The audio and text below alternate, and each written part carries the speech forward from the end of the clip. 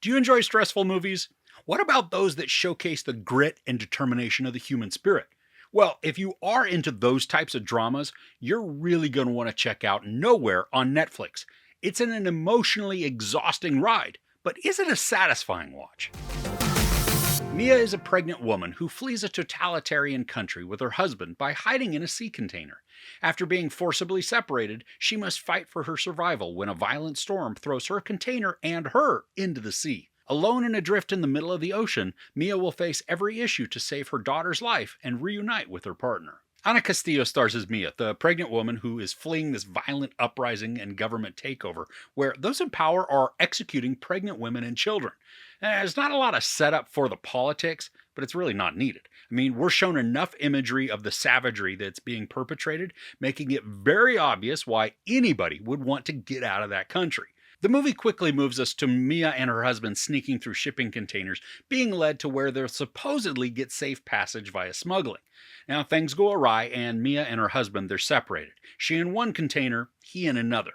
And through some terrible events, Mia finds herself alone in a container. And then when a massive storm hits the ship that is carrying her container, it breaks free and tumbles into the sea.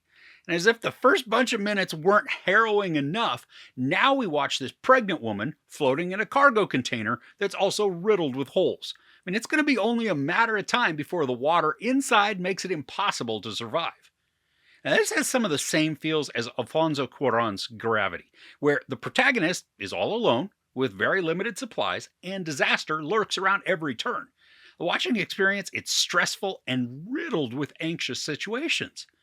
Now, in addition to the frightening journey that Mia is undergoing in the container, there's also a very emotional drama that plays out through the dialogue, looking at some past tragedies and all the thoughts and guilt that accompany them.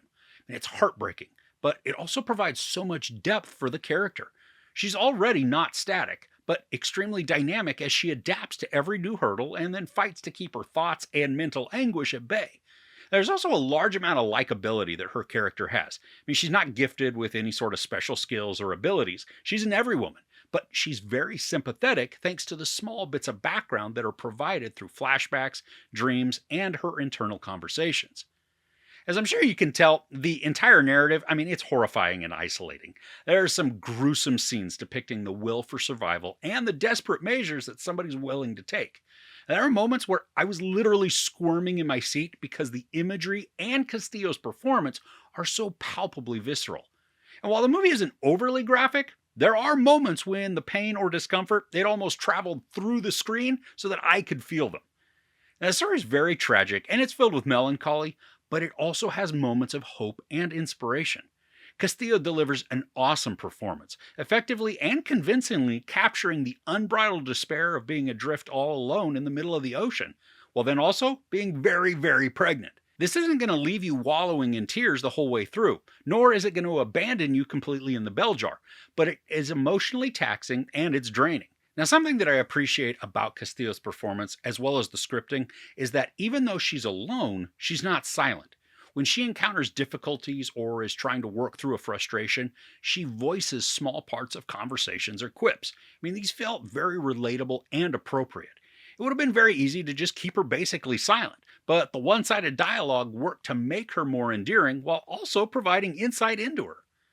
And I love how the single setting is claustrophobic and lonely, and it could have had the potential to become very rote and repetitive. But thankfully, the story remains fresh by continually building on nail-biting complications while also allowing for some small victories.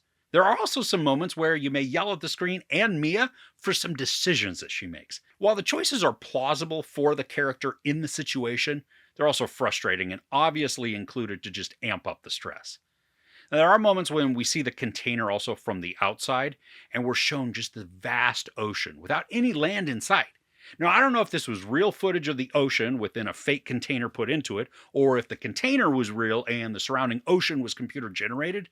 Either way, though, the graphics, they looked amazing and didn't look fake in the slightest way. Now, typically, movies with this sort of setting will put some kind of unnatural sunglow behind the object or the characters. Here, it all looked naturally lit and then extremely convincing. I think the only time that I assumed the ocean was CGI was a point when we get to see a whale swimming from this top-down perspective. mean, it's beautiful and it doesn't look fake, but I'm really hard pressed to believe they could get a whale of this magnitude to behave the way that they wanted. Now, the film is only an hour and 49 minutes, and it feels like it's just the right length. The beginning uses enough time to establish why the characters are getting on a shipping container, and then it quickly moves the narrative to where we're watching Mia try to survive.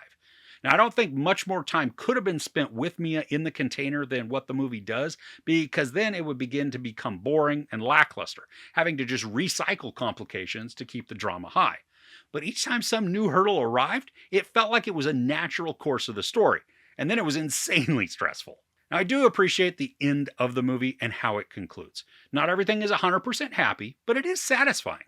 I think there's some conveniences built into the narrative that may provide an advantage to Mia here and there, but there's nothing so outlandish that I was rolling my eyes or laughing at any ridiculousness. There are also a moment or two of continuity issues, one involving a cell phone that takes a swim, and then one moment that towards the very end of the movie that looked like it was an exact repeat of a previous action.